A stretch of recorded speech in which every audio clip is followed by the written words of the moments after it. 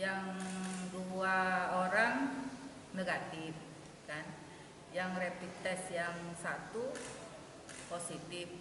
Tapi yang positif dan negatif itu tidak bisa untuk menegakkan diagnosa terhadap pasien itu, bahwasanya pasien itu positif atau negatif. Karena keakuratan dari pemeriksaan rapid test itu lebih kurang, kalau banyak literatur ada yang bilang 20 sampai 25% ya, tidak akurat. Bisa dia hasilnya positif palsu, bisa hasilnya negatif palsu. Jadi tidak bisa untuk menegakkan diagnosa bahwa seorang itu memang positif COVID. Berarti Tidak ini bisa. belum final Bu ya?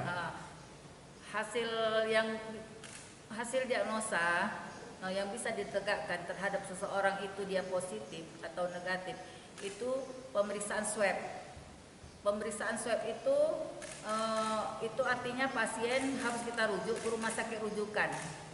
Rumah sakit rujukan yang mana kita ketahui bahwasanya Yulidin Awai dan rumah sakit di Banda Aceh Zainal Abidin. Nah, untuk pemeriksaan swab itu pun harus dikirim ke Balitbank di Jakarta. Dan hasilnya yang boleh dikatakan itu sudah bisa mendiagnosa pasien itu positif atau negatif. Bukan rapid test. Untuk PDP kita yang berdasarkan rapid test ini positif, itu dirujuk kemana Bu? Ke Zainal Abidin. Dan itu sekarang lagi dalam hal persiapan untuk rujukan. Dan kita udah hubungi Rumah Sakit Zainal Abidin dan sudah bersedia untuk menerima pasien rujuk yang akan kita rujuk. Jadi ke Zainal Abidin. Sampai saat ini berapa lagi PDP yang dirawat Bu? Yang 2 alhamdulillah sudah dipulangkan dokter spesialis. Berarti, yang 2 orang hari ini dipulangkan. Jadi kemungkinan kalau pasien itu dirujuk, yang 1 yang 2 pulang kosong. Total PDP kita berapa? Kalau dari surveilen saya ini dari pemeriksaan surveilen 9 kalau nggak salah 9 dari surveilen ya. Iya. Kita surveilen.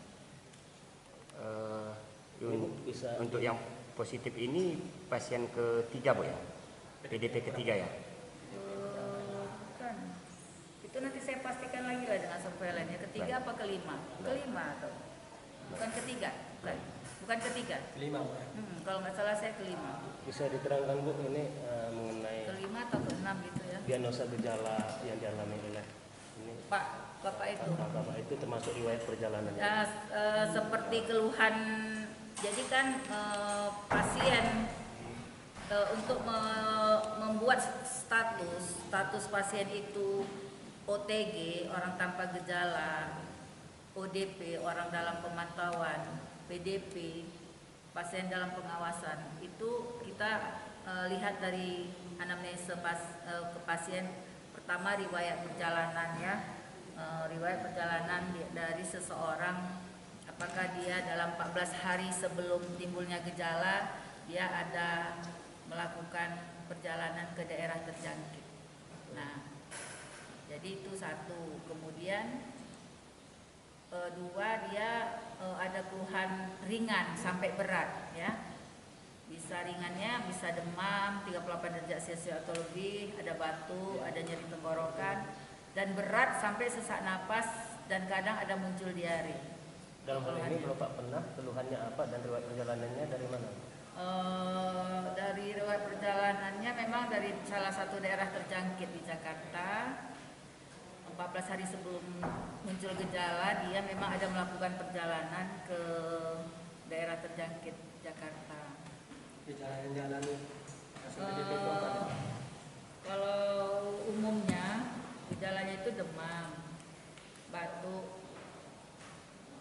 keluhan pernapasan ya, ada kadang flu, demam, batuk, nyeri tenggorokan, itu yang ringan. Ada yang sampai muncul sesak, itulah yang baru kita rawat ke rumah sakit. Dan yang PDP ini kabarnya juga diare Bu ya? Diare ya, diare. Artinya dari gejala ini memang agak kuat mengarah ya? Lebih kuat mengarah ke itu. Yang Apalagi dia ada riwayat perjalanan. Yang bersangkutan Bu sudah berapa lama nih menjalani perawatan di rumah sakit? Sebenarnya pasien ini dari keluhan awal dia sudah dirawat oleh Puskesmas Simpang Kiri, ODP. Pasien ini ODP awalnya ya, dan sudah ditangani oleh Puskesmas Simpang Kiri karena wilayah kerja Puskesmas Simpang Kiri itu wilayah kerjanya.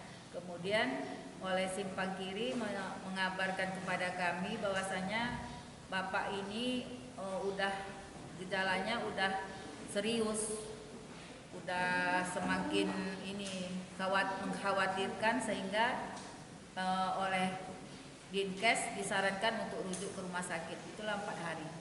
4 hari dia sudah dirawat. Ya, agar disampaikan bahwa pernyataan dan nama yang itu memang benar bahwa dia pasien dalam pengawasan PDP.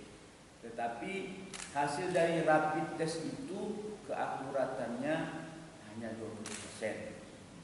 Nah, jauh dari diharapkan. Kemudian yang keakuratan pemeriksaan itu melalui swab yang dibawa ke Banda Aceh. Dan hasil Banda Aceh pun dibawa dulu ke Jakarta. Kepastian 100%-nya. Menanti 2 hari itu yang asli positif dan itu tidak bisa dibantahkan lagi. Inilah sebenarnya kerjasama kita yang baik agar memang data-data dari kita itu biar jelas, jangan seperti sekarang ini sehingga membuat masyarakat ini panik. Karena apalagi kalau sudah positif ada di Kota Suksari ini, kita sudah masuk zona merah.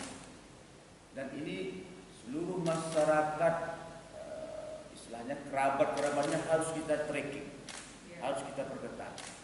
Dan itulah saran saya kepada direktur rumah sakit, ini harus Dr. Dewi kumpulkan semua. Jadi segala sesuatu informasi, kalau memang sudah ditunjuk Ibu Dr. Diana Dewi, beliau yang hanya bisa menyampaikan, tidak boleh ada yang lain. Jangan kita merasa bahwa saya yang lebih paham, saya yang lebih pandai, saya yang lebih maju. Tidak boleh. Kita ikuti aturan. Kalau kita ikuti aturan, mudah-mudahan selamat kita. Nah, jangan kita membuat aturan sendiri-sendiri karena kita merasa mampu, merasa hebat. Itu tidak boleh.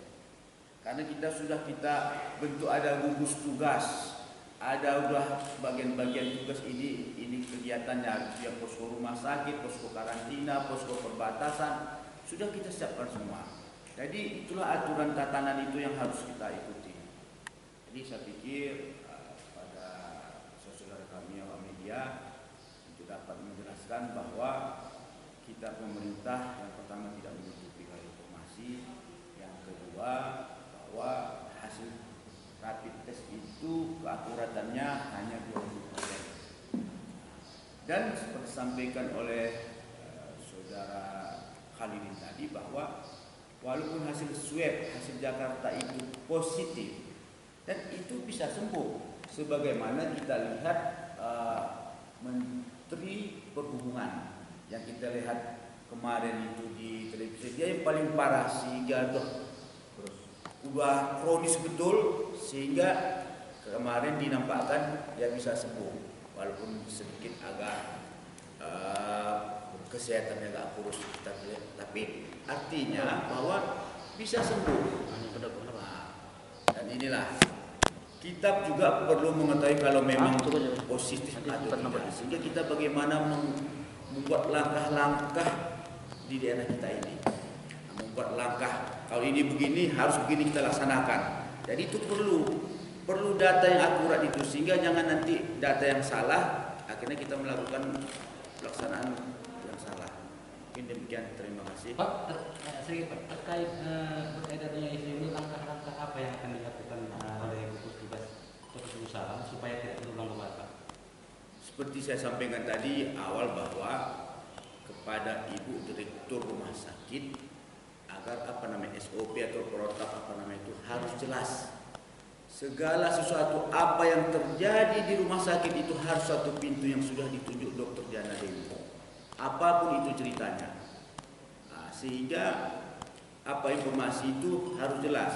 Dan tentang sudah yang terjadi begini, ya saya pikir kita gugus tugas dan dengan utama awak media lah yang langsung ke masyarakat untuk menyampaikan informasi sejelas-jelasnya bahwa rapid test itu hanya keakuratannya 20%, dan kita tidak perlu cemas sekali bahwa kalau positif pun dia setelah hasil swab ke Banda Aceh dan ke Jakarta, penyakit wabah virus itu bisa disembuhkan.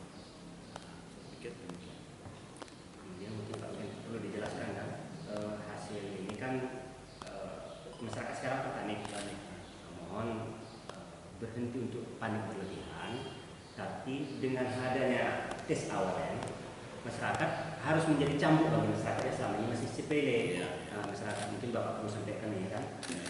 Baru yang kedua, masyarakat kita himbau berhenti, jangan menyebar-nyebar Informasi yang tidak jelas. informasi termasuk hasil-hasil yang percakapan yang ada nama, yang ada apa, karena ini menyangkut menghentikan. Kalau ada dihapus di Facebook kan, karena ini menimbulkan keresahan bersama masyarakat. Ya. Selanjutnya mungkin perlu kita himbau sampaikan ke masyarakat bahwa tentang informasi yang didapat itu, masyarakat sekarang kan timbul kecemasan. Mungkin perlu juga kita sampaikan bahwa walaupun seperti kami sampaikan tadi, virus itu memang agak lemah dan bisa disembuhkan, tapi masyarakat harus serius dalam menghadapi wabah COVID-19 ini, COVID-19 ini, karena penyebarannya melalui orang-orang. Makanya kita minta disiplin tentang peraturan kesehatan ya, physical distancing itu, bahwa jaga jarak, kurangi tempat kerumunan, selalu tetap di rumah dan cuci tangan itu tadi kan. Jadi harapan kita bahwa